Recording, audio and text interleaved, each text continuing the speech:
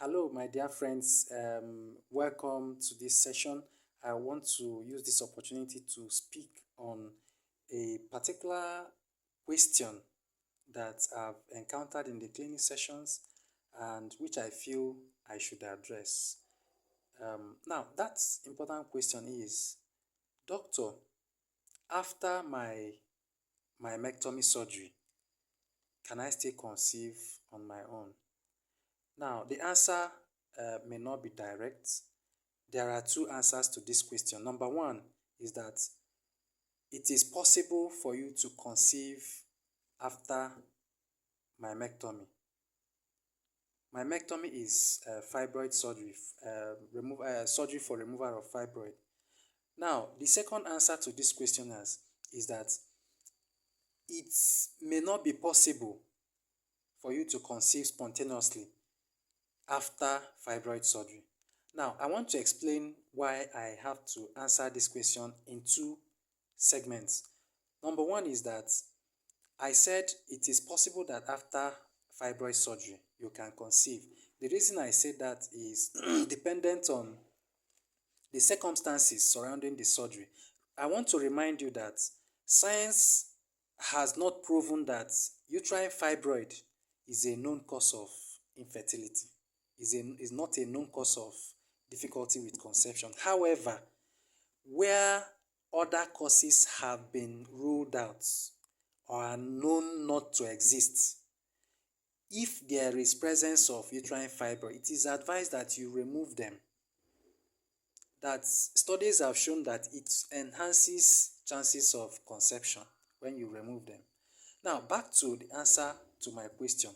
Now, if you have ruled out other causes of infertility, and fibroid is the only thing you are seeing in a particular patient, after removing it, you can conceive spontaneously.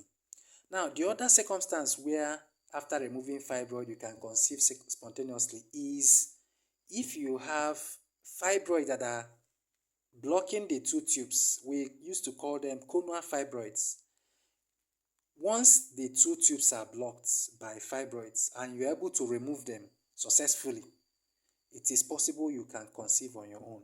Now, the third situation is where a woman has submucous fibroid. Submucous fibroid can cause heavy menstrual bleeding. It can also cause miscarriages.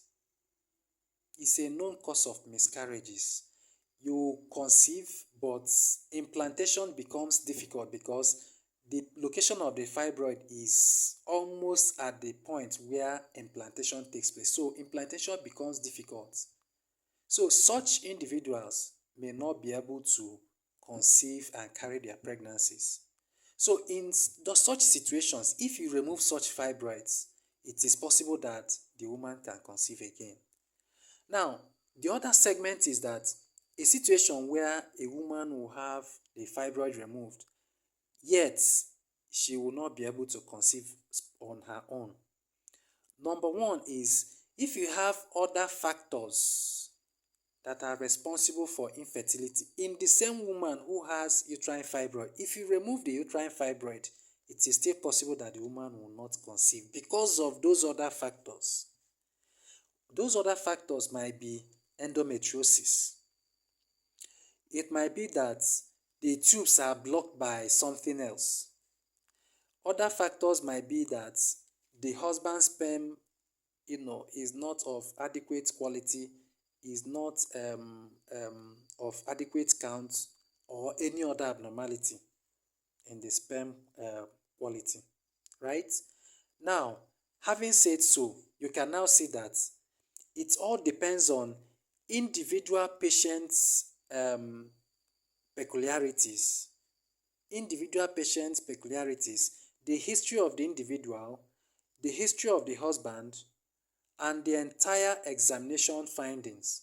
That is exactly what your gynecologist will look at and say, this one, even after conducting successful myectomy, fibroid surgery, this one may not be able to conceive. Even after conducting adequate myectomy, fibroid surgery, this one may be able to conceive. So you can see there are so many factors that are put together to reach at a particular conclusion.